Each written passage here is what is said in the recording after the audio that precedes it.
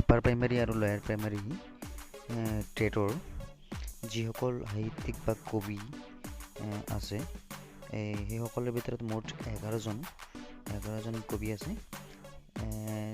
প্ৰথমতে শ্ৰীমন্ত শংকৰদেৱ, এখেতৰ জন্ম আৰু মৃত্যু জন্ম হ'ল 1449 আৰু মৃত্যু 1568। ঠিক সেইদৰে আহিব মাধৱদেৱৰ জন্ম 1489 আৰু মৃত্যু 1596। ইয়াৰ পিছত আহিব লক্ষ্মীনাথ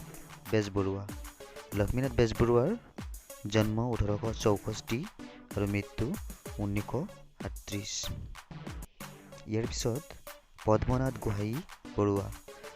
গোহাঞি বৰুৱাৰ জন্ম 1871 আৰু মৃত্যু 1946। ইয়াৰ পিছত আহিব চন্দ্ৰকুমাৰ আগৰৱালাৰ জন্ম 1867 আৰু মৃত্যু 1937।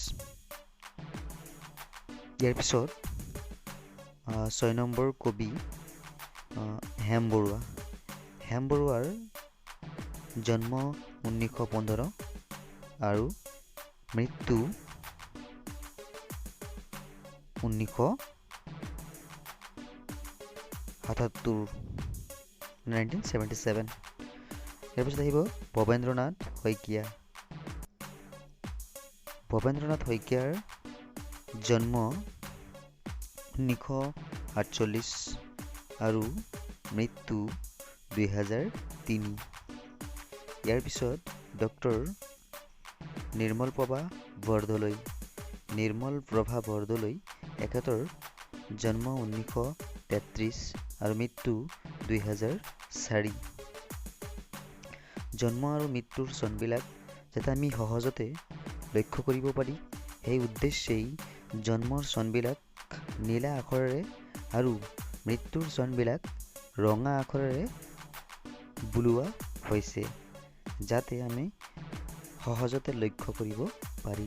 নীলাখিনি মনত ৰাখিলে বুজিব লাগিব জন্ম আৰু ৰঙাখিনি মৃত্যু।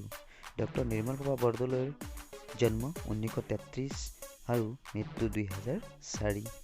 ইয়াৰ পিছত আহিব জ্যোতিপ্ৰসাদ আগৰৱালাৰ জন্ম 1903 চন আৰু মৃত্যু 1951 চন।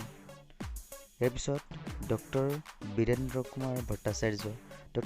কুমাৰ ভট্টাচাৰ্যৰ জন্ম 1924 চন আৰু মৃত্যু 1997 চন। ইয়াৰ পিছত সদৌ শেষত আমি লিখিছোঁ ভৱানন্দ দত্ত, এখেতৰ জন্ম 1918 চন আৰু মৃত্যু 1959 চন। বন্ধুসকল, যাতে আমি সহজতে জন্ম আৰু মৃত্যু চনবিলাক মনত ৰাখিব পাৰি, সেই উদ্দেশ্যেই নীলা আৰু ৰঙা আখৰেৰে বোলোৱা হৈছে।